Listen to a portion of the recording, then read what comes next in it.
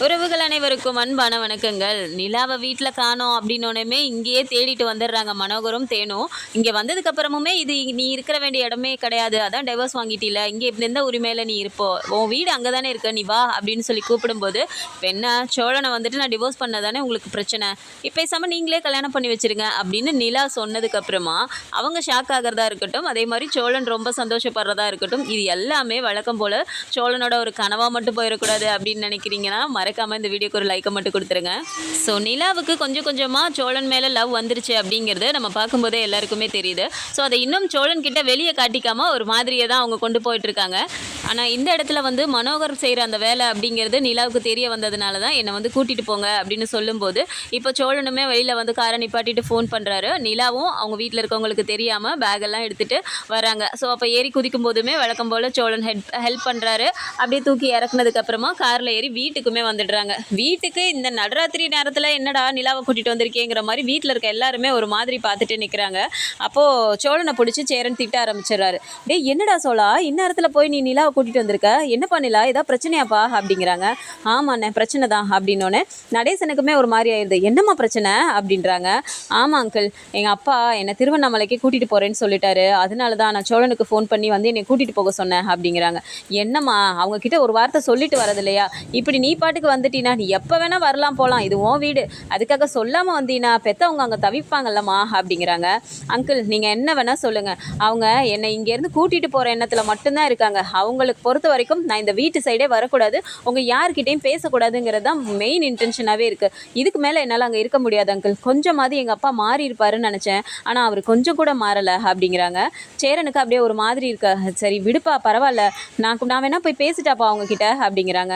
அண்ணா நீங்களாம் யார் பேசினாலும் வேலைக்கு ஆகாதுண்ணே, எங்கள் அப்பாவை பற்றி எனக்கு நல்லா தெரியும், விடுங்க பார்த்துக்கலாம் அப்படின்னு சொல்லிட்டு ரூமுக்கு போய் உட்காந்துடுறாங்க. இப்போ சேரன் போயிட்டு சோழன் கிட்ட பேசுகிறாரு. என்னடா சோழா இப்படி தெரியாமல் கூட்டிகிட்டு வந்துட்டியே, திரும்ப இன்னும் உனக்கு உன் மேலே அவங்களுக்கு இருக்க இன்னும் கோபமும் வெறுப்பும் தானடா அதிகமாகும், ஏன்டா சோழா இப்படி பண்ண அப்படிங்கிறாங்க. அண்ணே வேறு என்னென்ன பண்ண சொல்கிற, நீலா ஃபோன் பண்ணி என்னை வந்து கூட்டிகிட்டு போன்னு சொல்கிறா, அவளே கூப்பிடும்போது நான் எப்படி நான் போகாமல் இருக்க முடியும் அப்படின்னு சொல்லும்போது இப்போ நடேசனுமே பார்க்குறாரு. டேய் நீ என்னடா பேசிகிட்டு இருக்க, இப்போ என்ன அதனால், மருமக அவளே வந்துட்டா, இதுக்கு மேலே என்ன, அவங்க வந்தாங்கன்னா எதுவாக இருந்தாலும் பேசிக்கலாம் விடு அப்படின்னு சொல்லிட்டு இவரும் சொல்லிட்டு இருக்காரு. அதே மாதிரி மறுநாள் காலையில் அங்கே வீட்டில் இல்லை அப்படின்னதுமே அவங்களுக்கு ரொம்பவுமே டென்ஷன் ஆயிடுது. ஃபோன் பண்ணுறாங்க, ஃபோன் பண்ணும்போதுமே நிலா வந்து ஃபோனை எடுக்கலை. அப்போது ஒரு மாதிரி இருக்கும், நேராக நம்ம அங்கேயே போகலாம், அவள் அங்கே தான் போயிருப்பா அப்படின்னு சொல்லிட்டு தேனு சொல்கிறாங்க. என்ன தேனு அவள் சொல்லாமல் கூட இப்படி போயிருக்கா அப்படிங்கிறாங்க மனோகர். ஏங்க நான் தான் சொன்னேன்ல அவள் திருவண்ணாமலைக்கு வரமாட்டான்னு சொன்னேன், நீங்கள் தான் தரன்னு பிடிச்சாது இழுத்துட்டு போகணுன்னு சொன்னீங்க அப்படிங்கிறாங்க. நீ வா அவங்க வீட்டில் தானே இருப்பா, அங்கேருந்து அவளை கூட்டிகிட்டு போயே ஆகணும், அவள் எந்த உரிமையில் அங்கே போயிருக்கா அதுவும் அந்த குடும்பத்தில் அப்படின்னு சொல்லிட்டு நேராக வீட்டுக்கே வராங்க. ஸோ வீட்டுக்கு கார் வந்து நின்றுச்சு அப்படிங்கும்போதே வந்து இப்படி பார்க்குறாரு வீட்டில். அப்போ பார்த்தா அங்கே ஹாலில் யாருமே இல்லைன்னொன்னே நிலா அப்படின்னு வேகமாக கத்துறாரு. அங்கேருந்து சோழன் தான் ஃபஸ்ட்டு வராரு, வந்து பார்க்குறாரு. பார்த்துட்டு அப்படியே ஒரு மாதிரி பார்க்கும்போதே டேய் எங்கடா என் பொண்ணு அப்படிங்கிறாங்க. உங்கள் பொண்ணா, அவள் என் பொண்டாட்டி இங்கே தான் இருக்கா அப்படிங்கிறாங்க. யாருடா பொண்டாட்டி, அதான் அவளே ஒன்று பிடிக்காம டைவர்ஸ் கொடுத்துட்டால, அப்புறம் என்னடா பொண்டாட்டின்னு சொல்லிட்டு இருக்க அப்படிங்கிறாங்க. இங்கே பாருங்கள் தேவையில்லாமலாம் பேசிகிட்டு இருக்காதீங்க, நிலாவுக்கே உங்கள் கூட இருக்க பிடிக்கல, அதனால தான் இங்கே வந்துட்டா, அப்புறம் எதுக்கு திரும்ப கத்திட்டு இருக்கீங்க அப்படின்னு சொல்லிட்டு சோழன் பேசிகிட்டு இருக்கும்போது சேரனுமே அங்கேருந்து வந்துடுறாரு. வாங்க சார் வாங்க அம்மா வாங்க உட்காருங்க அப்படிங்கிறாங்க. இருக்கட்டும்ப்பா நிலா எங்கள் நிலாவை கூப்பிடு அப்படிங்கிறாங்க. இந்த கூப்பிடுறேன் சார் அப்படின்ட்டு அப்பா நிலா அங்கே வாப்பா அப்படிங்கிறாங்க. சரின்னு நிலாவும் ரூம்லேருந்து வெளியில் வந்த உடனே அப்படியே பார்க்குறாங்க. என்னடி இப்படி சொல்லாமல் கொள்ளாமல் நீ பாட்டு கிளம்பி வந்துட்ட அப்படிங்கிறாங்க. அப்படியே நிலா பார்த்துட்டு நிற்கும்போது உன்கிட்ட தாண்டி பேசிகிட்டு இருக்கேன், நீ ஃபஸ்ட்டு எதுக்கு இங்கே வந்த அப்படிங்கிறாங்க. இங்கே வந்தேன்னா வேறு எங்கம்மா என்ன போக சொல்கிற அப்படிங்கிறாங்க. ஏண்டி நம்ம திருவண்ணாமலைக்கு போகணும்னு சொல்லிட்டு உங்கள் அப்பா தான் நேற்றே சொன்னார்ல, ஒரு வாரம் தானடி, ஒரு வாரம் கூட எங்கள் கூட நீ வந்து இருக்க மாட்டியா அப்படிங்கிறாங்க. நான் வரலன்னு உங்ககிட்ட ஏற்கனவே சொல்லிட்டேன், திரும்ப வந்துட்டு நீங்கள் நைட்டு பேசிகிட்டு இருந்த எல்லாத்தையும் நான் கேட்டேன் அப்படின்னோடனே ரெண்டு பேருக்குமே ஒரு மாதிரி ஆகுது. இதுக்கு மேலே மனோகர் வந்துட்டு சமாளிக்க முடியல அப்படிங்கும்போது அவருக்கே ஒரு மாதிரி கோபமாகவே பேச ஆரம்பிச்சிடுறாரு. இங்கே பாரு நிலா, இந்த இடம் வந்து நீ இருக்க வேண்டிய இடமே இல்லை, அதான் டைவர்ஸ் பண்ணிட்டில, இனிமேல் எந்த உரிமையில் நீ இந்த வீட்டில் இருப்ப, உன் வீடு அதுதான் நிலா, அதுக்கே வர மாட்டேங்கிறேன்னு ஏன் இப்படி அடம் பிடிச்சிட்டு இருக்க, அப்பா அம்மா தானடா கூப்பிடுறோம் வா போகலாம் அப்படிங்கிறாங்க. அப்போ உடனே இல்லைப்பா நான் வரல அப்படிங்கும்போது நிலா நீ என்னை ரொம்ப கோவத்தை கிளப்பிட்டு இருக்க, இப்போ நீ வரியா இல்லையா அப்படிங்கிறாங்க. என்னப்பா ஏன் இப்படியே பேசிகிட்டு இருக்கீங்க, உங்களுக்கு என்ன இந்த வீட்டில் இப்போ நான் இருக்கிறதுக்கு உரிமை இல்லைன்னா எனக்கும் சோழனுக்கும் டிவோர்ஸ் ஆகிடுச்சு, அதுதானே உங்களோட காரணமாக இருக்குது, பேசாமல் நீங்களே எனக்கு சோழனுக்கு கல்யாணம் பண்ணி வச்சுருங்க, அப்போ நான் இங்கேயே இருந்திருப்பேன்ல, இதுதான் எனக்கு பிடிச்சிருக்கு, இந்த வீடு தான் எனக்கு பிடிச்சிருக்கு அப்படின்னு திரும்பவும் நிலா சொன்ன உடனே இங்கே எல்லாருக்குமே ஷாக் ஆகுது. சோழனுக்கு அப்படி ஒரு சந்தோஷம். சேரனுக்கு அதை விட சந்தோஷமாக இருக்குது. அப்பாடா நிலா வாயிலிருந்து இந்த ஒரு வார்த்தையை சொல்லிருச்சு அப்படின்ற மாதிரி அவரும் பார்க்குறாரு. பல்லவனுக்கும் பாண்டிக்கெலாம் அவ்வளோ ஒரு சந்தோஷமாக இருக்குது. அப்போ நடேசன் பார்க்குறாரு, அப்படி சொல்லுமா என் மருமகளே, பார்த்தீங்களா சம்மந்தி என் மருமக எப்படி சொன்னான்னு, எங்கள் எல்லார் மேலேயும் அவளுக்கு அப்படி ஒரு பாசம், சும்மா சொல்லக்கூடாது, நாங்களும் நல்லா தான் பார்த்துக்கிட்டோம், அதனால தான் அவளுக்கு அங்கே இருக்க பிடிக்கல போல இருக்கு அப்படின்னு சொல்லிட்டு அவர் சொல்லும்போது அப்படியே 2 பேருக்கும் சரியான கோவம் வருது.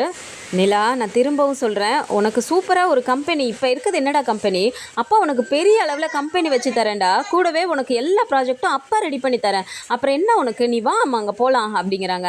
பார்த்தீங்களாப்பா நீங்கள் என்ன மோட்டிவோடு இருக்கீங்கிறது இப்போ உங்களுக்கே தெரிஞ்சிருச்சா, என்கிட்ட என்ன சொன்னீங்க, நீங்கள் பழசு தான் வந்துட்டு நடந்து போச்சு, மன்னிச்சிருடா, நான் வந்து தப்பு பண்ணிட்டேன், உன்னை பற்றி புரிஞ்சிக்கல அப்படிலாம் சொன்னீங்கல்லப்பா, இப்போயும் நீங்கள் அதே தப்பை தானே பண்ணுறீங்க அப்படின்றாங்க. இப்போ என்னடா நான் தப்பு பண்ணிட்டேன், நீ உனக்கு வேலை பார்க்கணும்னு சொன்னேன், உனக்கு பிடிச்ச மாதிரி நான் பண்ணித்தரேன், பெரிய ஆஃபீஸாக போட்டு பெரிய பெரிய ப்ராஜெக்ட்லாம் நானே வாங்கி தரேன் தானே உனக்கு சொல்கிறேன் அப்படிங்கிறாங்க. அப்படி இல்லைப்பா, நீங்கள் வேலை விஷயத்தில் சரியாக வரீங்க, ஆனால் என் வாழ்க்கை விஷயம்னு வரும்போது எனக்கு பிடிச்ச மாதிரி நான் இருக்கணும்னு ஏன் நீங்கள் யோசிக்க மாட்டேங்கிறீங்க அப்படிங்கிறாங்க. தேன் அப்படியே பார்த்துட்டு, ஏய் நிலா ஒரு நிமிஷம் இங்கே வா, நான் உங்ககிட்ட பேசணும் அப்படிங்கிறாங்க. அப்போ சோழனும் அப்படியே பார்க்குறாரு, எதுவாக இருந்தாலும் இங்கேயே சொல்லுமா அப்படின்னு சொல்லி நிலா சொல்கிறாங்க.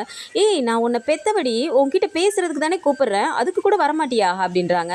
சரி வா அப்படின்னு சொல்லிட்டு போகும்போது, ஏண்டி என்னடி இது ஒரு வீடுன்னு இந்த வீட்டில் இருக்கிறதுக்கு உனக்கு பிடிச்சிருக்குன்னு சொல்கிற, அவன் உன்னை ஃப்ராடு பண்ணி கல்யாணம் பண்ணியிருக்கான், அது கூடவா உனக்கு தோணலை, என்ன நினச்சிட்டு நீ பண்ணிகிட்ருக்க, அப்போ உனக்கு பெரிய ஆஃபீஸ் வச்சு தரேன்னு, உன்னை பெரிய அளவில் கொண்டு போகணும், உன்னோட டேலண்ட்டை எப்படிலாம் கொண்டு போகணுன்னு அவர் யோசிச்சுட்ருக்காரு, என்னடி நீ இப்படி பண்ணிகிட்ருக்க அப்படின்றாங்க. மா என்னோட டேலண்ட்டை நான் வெளியே கொண்டு வரணும்னா அதுக்கு நீங்கள் ஃபஸ்ட்டே என்ன பண்ணியிருக்கணும், என் மேலே என்ன கோவமாக இருந்தாலும் நான் படிச்சிருக்கேன் அப்படிங்கிறதுக்கே ஒரு ஆதாரமே இல்லாத அளவுக்கு எல்லாத்தையும் எடுத்து போட்டு கொளுத்துனீங்க தானே. சரி படிப்பை தான் விடுங்க, அதுக்கப்புறமா நான் ஒருத்தி இருக்கேன் இந்த நாட்டில் அப்படின்னு சொல்கிறதுக்கு கூட ஒன்று கூட இல்லாமல் எல்லா ப்ரூஃபையும் போட்டு கொளுத்துனீங்கல்ல. அதுக்கப்புறம் இப்போ நான் வேலைக்கு போனதாக இருக்கட்டும், இப்போ எனக்குன்னு ஒரு கம்பெனியில் நான் உட்காந்துருக்கதா இருக்கட்டும், இதுக்கெல்லாம் காரணம் யாருன்னு நினைக்கிறீங்க அப்படிங்கிறாங்க. என்னடி பேசுகிற நீ, உன் அப்பா அப்படி பண்ணாருன்னா நீ பண்ண அப்படிங்கிற கோவத்தில் அப்படி பண்ணார் அப்படிங்கிறாங்க.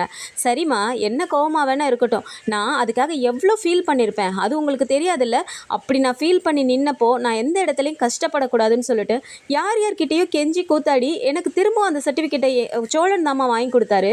அப்படி சோழன் எனக்காக ஒன்று பார்த்து பார்த்து பண்ணும்போது அவ்வளோ சீக்கிரமாக நான் எப்படி அவரை விட்டுட்டு வருவேன் நீங்கள் நினச்சிங்க அப்படிங்கிறாங்க. ஏண்டி இவ்வளோ இது பேசுகிறவா எதுக்கடி அப்புறம் டைவர்ஸ் பண்ண அப்படிங்கிறாங்க.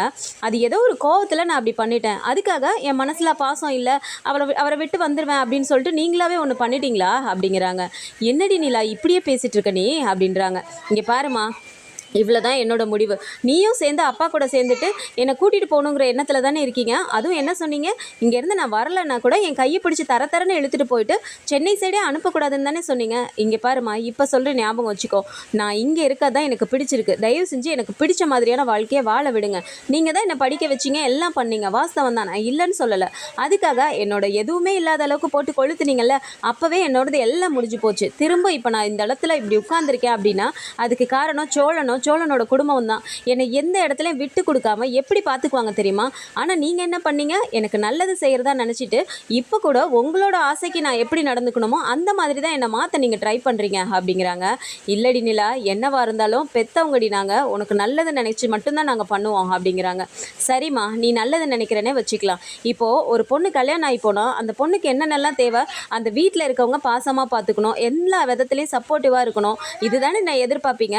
அது எல்லாமே எனக்கு இங்கேயே கிடைக்குதே, அப்புறம் என்ன எனக்கு பிரச்சனை, நான் தான் சொல்கிறேன் நான் நல்லா இருக்கேன், எனக்கு எந்த பிரச்சனையும் இல்லை, என்னை இவங்கெல்லாம் அப்படி பார்த்துக்கிறாங்கன்னு சொல்கிறேன். அப்படி இருந்தும் கூட இந்த குடும்பத்திலேருந்து பிரிக்கிறதுக்கு எதுக்காக இப்படி ட்ரை பண்ணுறீங்க, எனக்கு ஒன்றுமே புரியல, ஏன் என்னை புரிஞ்சிக்கவே மாட்டேங்கிறீங்க அப்படின்னு சொல்லிட்டு நிலா இந்த இடத்துல ஒரு மாதிரி அழுக ஆரம்பிச்சிடுறாங்க. தேனுக்கே ஒரு மாதிரி ஆகுது. என்னடி நிலா, உனக்கு இந்த பையனை தான் பிடிச்சிருக்கா, இந்த வீட்டில் தான் நீ இருக்க போறியா அப்படிங்கிறாங்க. மா வீடுங்கிறது என்ன, சும்மா நானும் நம்ம வீடு இவ்வளோ பெரிய வீட்டில் இருந்திருக்கேன், ஆனாலும் எனக்கு அவ்வளோ பெரிய வீடு பிடிக்கலன்னு சொல்லிட்டு நான் இவ்வளோ தூரம் வந்து இந்த வீட்டில் இருக்கேன் அப்படின்னா அப்போவே நீங்கள் புரிஞ்சுக்க வேணாமா இவங்க என் மேலே எவ்வளோ பாசம் வச்சுருக்காங்கன்னு. இவ்வளோதாம்மா, சிம்பிளாக யோசிச்சாலே போதுமா அப்படின்னு சொல்கிறாங்க.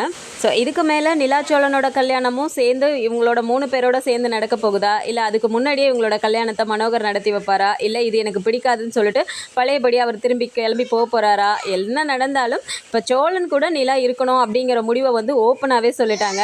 ஸோ இந்த மாதிரியான கதைக்களம் வந்தால் நல்லா இருக்கும்னு நினச்சிங்கன்னா மறக்காமல் நம்மளோட சேனலை சப்ஸ்கிரைப் பண்ணிக்கோங்க. அண்ட் வீடியோ பிடிச்சிருக்கு அப்படின்னா சின்னதை லைக்கை மட்டும் கொடுத்துருங்க. தேங்க்ஸ் ஃபார் வாட்சிங்.